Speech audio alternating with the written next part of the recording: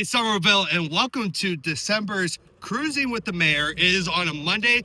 We had to move it from Friday, and we chose the colder day. It is freezing out here. I see your breath right now. Listen, I'm going to tell you guys something. We did this last year where there was a little bit of snow on the ground. There's no snow, but I think today is a little colder. It really is. And just letting you guys know, we are on a golf cart in the cold doing this Cruising with the Mayor.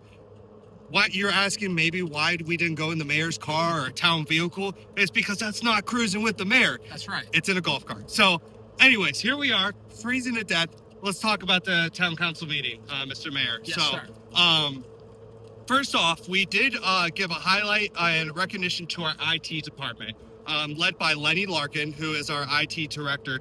Do you want to talk a little bit about our IT department? It has grown in the last year, and these folks are some of the hardest working folks that we have here at Town Hall, and it's a really hard field as well. Do you want to talk a little bit about them? Absolutely. So the IT folks typically are not seen or heard. Yeah. But they're behind the scenes and they're an essential part of customer service and public safety, which is kind of the core function of government. Yeah. So without these professionals working hard every day, we wouldn't be able to serve our citizens in the best way. And I'm so thankful that Lenny recommended recognizing his team.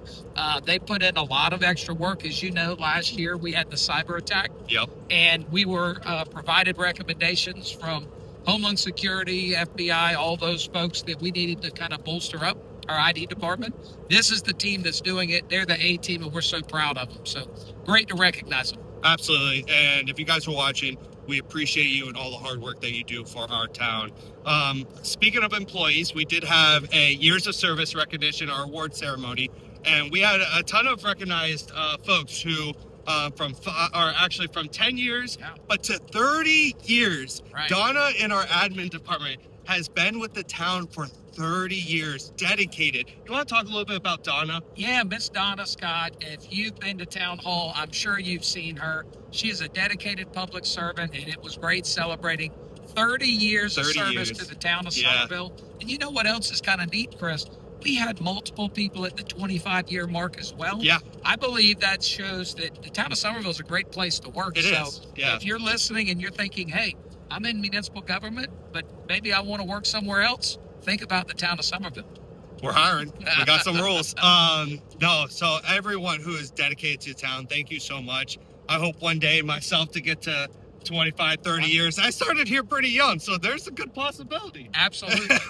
But another thing was really cool and exciting is we had a couple ladies who won being the mayor for the day. Yes. Was it competition? You want to speak on that a little bit? Yeah, so we had two ladies, Miss Ann and Miss Janice. I'll leave it there because they may not want their names out publicly, but both of those ladies actually as a part of a breast cancer fundraiser. Oh, I love that. They bid on being mayor for the day. They were bidding against each other and decided, hey, can we do two at once and both pay? And that's what they did. Which is great. They were great. They spent a bunch of time in Town Hall. They reviewed the meeting agenda. I love that. I kicked up my feet for a little bit. I asked them to run the meeting. They refused, but they were there watching us, and it was fun to recognize them. And thank you, ladies, for what you do in the community and for supporting breast cancer, breast cancer survivors. Absolutely. And Absolutely. that network. Yeah, absolutely. That's a really cool. That's a cool little thing to bid on too. We might have to add a little bit more of those. Oh yeah, absolutely. Now let's go into some of the other topics that were discussed at our council meeting. The big one was the annexation conversation and discussion in the Nexton area. Yeah. We had quite a few folks come out and speak on it, and I just, from my perspective, watching it on social media and our DMs and everything like that, I am seeing some misinformation regarding some of the stuff going on with that annexation, and especially with some of the just numbers and stuff that's being pushed out. We have been on the news, Live 5, Channel 2, doing some interviews to discuss and kind of clarify some of those things from the town's perspective. Yeah. But I'm going to be honest with you. I think there's no better way to do it than cruising with the mayor. So, Mr. Mayor, can you take a moment while my hand is completely freezing to discuss the annexation, where we're at today, what happened at the meeting, and to clarify some of the misinformation that we have seen from the town. Yeah, absolutely, Chris. So, first of all, for the annexation, it is in the Nexton area, and the property that we are annexing, and this has been confusing to a lot of folks, is a part of the Nexton development. It is owned by the same company that owns Nexton, all of the property. So we are not annexing other people's property because we cannot annex property where the property owners don't want to be annexed. So that's kind of step one. Yep. The acreage is the total acreage of the annexation, which a portion of it is along Nexton Parkway, which will be kind of a commercial mixed-use redevelopment. Okay. And a portion of it is in what is called kind of a rural residential area, currently close to Sheep Island. So there's two different distinct pieces of that. For the overall Nexton development, the modifications to the developer agreements would bring the portion that would remain in Berkeley County down 2,000 units, and the portion that was in Somerville increase from 450 plus or minus units up to 1,200 units. Okay. For a total negative of 750 units. That's on the whole Nexton portion. Okay, so let me interrupt you for a second. So with this annexation, there is a decrease in units, not an increase. For the total Nexton. For the total Nexton development. Correct. So and if that's we, a good distinction. Okay, so if we were to not annex, correct, for example, the Nexton developer in the county could technically create 700 plus more units than what would be if we annexed it ourselves. That's what's entitled. Correct. Okay. I just want to clarify. No, and that's a because I'm learning too. I'm learning too, along with y'all. Yeah. But what's important to know is the community in the rural residential area that's only entitled to 450.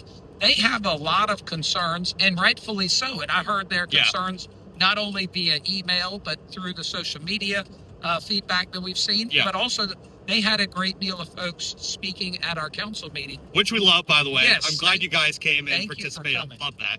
And so listening to them, they're concerned about things like traffic. Yeah. They're concerned about things like flooding. Rightfully so. They're concerned about the rural character of this area presently and what it could look like. And to all of those, what's interesting is the amendments to the developer agreement could help with a lot of those challenges. And that's what we discussed the other evening. We discussed that the current entitlements in this area allow for things that may not be in the best interest of the community. Okay. We could make amendments to that, increase buffers, change requirements, do some things in our developer agreements that while we may increase some of the units over 450, we could provide for a better quality product and meet the intent of what all of the folks are really concerned about. So we're open to having more discussions with them. Absolutely. We passed first reading so we could continue the discussion. No final decisions have been made, but we also said we would love to meet with the community out at their community center.